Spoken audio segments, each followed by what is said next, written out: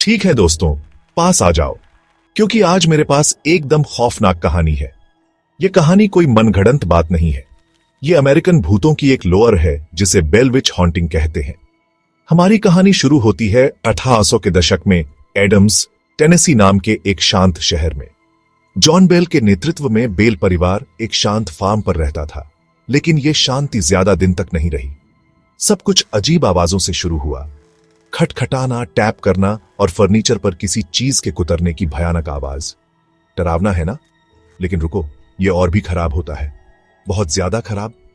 जल्द ही बेल परिवार को अजीबोगरीब परछाइयां दिखाई देने लगीं और बेजान आवाजें सुनाई देने लगीं। खास तौर पर एक आवाज सबसे अलग थी। उसने खुद को केट बताया। केट कोई आम आत्मा नहीं थी, वो बहुत जिद्दी थी। वो परिवार को, खास तौर पर जॉन बेल को, गालियां देती थी। और मेरी मानो, उसके हमले सिर्फ जुबानी नहीं थे, जॉन को शारीरिक नुकसान भी हुआ, थप्पड़ काटना, सब कुछ। कुछ कहानियों में केट ने दावा किया कि वो एक नेटिव अमेरिकन कब्रिस्तान की आत्मा है जो बदला लेने आई है। परिवार मदद के लिए बेताब था। उन्होंने केट को भगाने की उम्मीद में स्थानीय पादरियों और ओझाओं को बुलाया, लेकिन कुछ भी काम नहीं आया। रात में केट और भी ताकतवर हो जाती थी और बेल परिवार को उनकी नींद में परेशान करती थी। जरा सोचो, एक बदले की भावना से भरी आत्मा के आसपास सोने की कोशिश करना।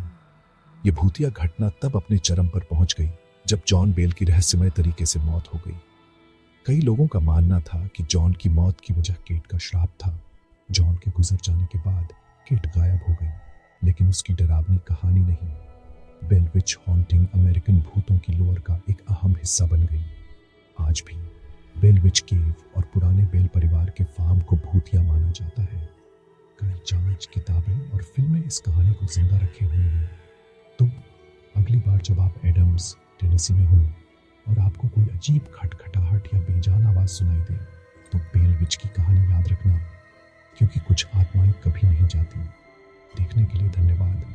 अगर आपको यह डरावनी कहानी पसंद आई हो तो लाइक बटन दबाएं और भी खौफनाक कहानियों के लिए सब्सक्राइब करें।